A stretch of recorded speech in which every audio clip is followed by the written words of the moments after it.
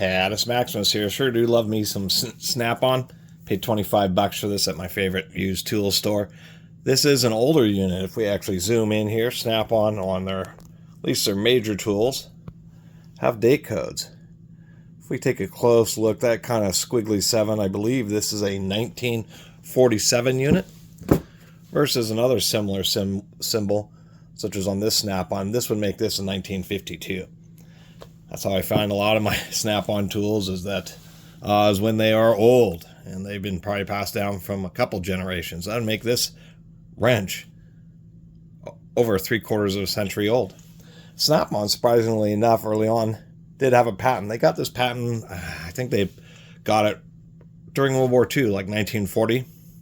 And actually what the patent was for is that they used a bent washer. They machined a little recess in the area of the head here, put a little bent washer, and so the patent was for the friction ring mechanism. Anyway, as we know, in modern era, Snap-on still has their reputation, like they did 75 years ago, of being some of the best tools. And I'm sure 75 years ago, this was probably not the most competitively priced tool, just as Snap-on is now, to say the least.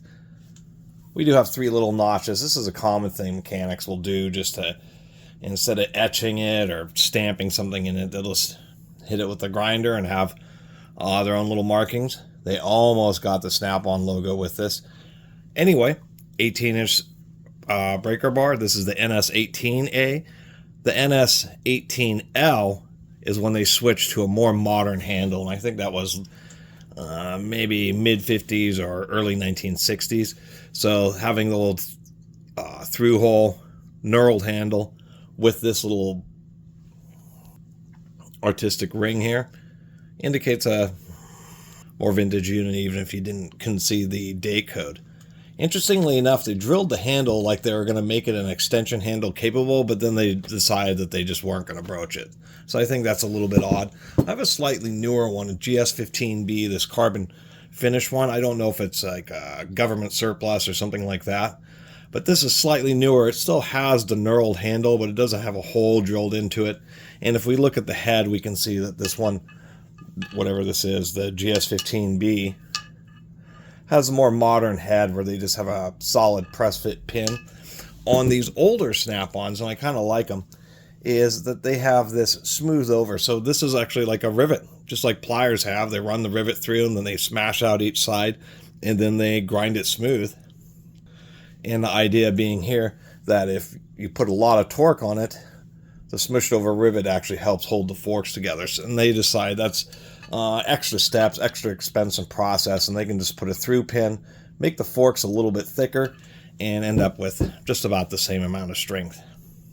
Oddly enough, I like showing this because this one is, actually this has like a totally different part number, TM10D, but similar eras, and it's just kind of funny seeing the surprising scaling difference between 1/4 inch and 1/2 inch. There's only 2 drive sizes larger, although the anvil volume or anvil area is 4 times as much, and that's why it looks about 4 times the mass. Anyway, a nice old breaker bar. You can tell if these have been really worked hard, is it will kind of, if they've been stressed enough to actually cause the forks to bend out a little bit, it will raise a little burr right around the edge of this rivet. Here's an old 3/8 SK, and you can see that little raised area along the edge. So that's one way you can tell with these older breaker bars how hard they've been worked. And I guess the last thing to mention is a long time ago, Snap-on kind of did this corrugated or interrupted stamping for the ball retention. I guess they thought it lasted longer.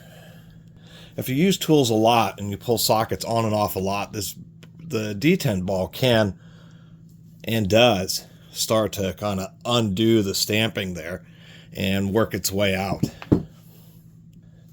But even that method, the Snap-on gave up on, because on the newer ones it's just smooth. Now, one thing is, Snap-on a lot of times has very strong ball detent springs, but on this one it's just normal. It doesn't feel too stiff or anything. Actually, surprisingly enough, even this one feels about the same.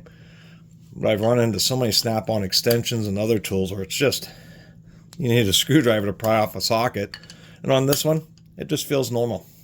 So anyway, I like cataloging tools, and it's neat to run into an old school Snap-on. Pretty decent condition.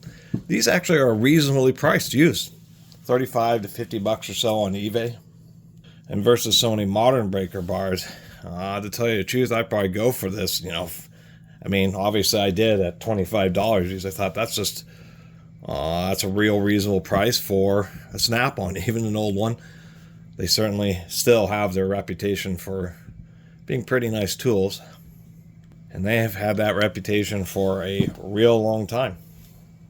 So even though I talk about a whole wide variety of budget tools, and as far as my favorite American-made brand probably now, and actually for a while for old school tools, has been Proto, just because they're so pervasive. And, Snap-ons you just won't run into very often just because they have such a name. And anybody who sees, they see Snap-on something, they just buy it. They don't care. They're just like, oh my God, it's a Snap-on. And I've sold a few Snap-on things on Craigslist. And so, I've had other tools, hand tools and sockets, sit there on Craigslist for a month or two before somebody comes around and offers me half of what I want for it, and I finally sell them. But man, I remember a few years ago I had a Snap-on 1/4-inch ratchet. I only put it up for like 15 bucks or 20 bucks. I'm not, I get good deals and I try to pay it forward, and I'll charge a bunch when I resell stuff just to make people feel like they also got a good deal. But man, I think I put up that ratchet and I was getting like a message an hour for people who are interested in it. It was just crazy. Anyway, thanks for watching my long video about the vintage, or I should say classic Snap-on 18-inch breaker bar. Nice length, just a good quality breaker bar to tell you the truth. And I do like the older ones. I do like the knurling. I like the more aggressive. The knurling on this newer one is like, come on camera. Actually, let's get a bit of a closer look here. This carbon finish one has a real fine knurling, which isn't bad, but just a little bit coarser on this one. And when you have dirty, greasy hands, knurling is it's a textured surface. It's like sandpaper. And I just like the, better grip on something. And I'm always kind of nostalgic for tools that have the holes in the end back in the days when you'd hang all your tools on a pegboard on the garage because, one, you didn't have such a pile of tools that you need big rolling tool chests. That kind of harks back to a simpler time where you just didn't need a massive variety of tools like you do today. Anyway, thanks for watching. See you next time.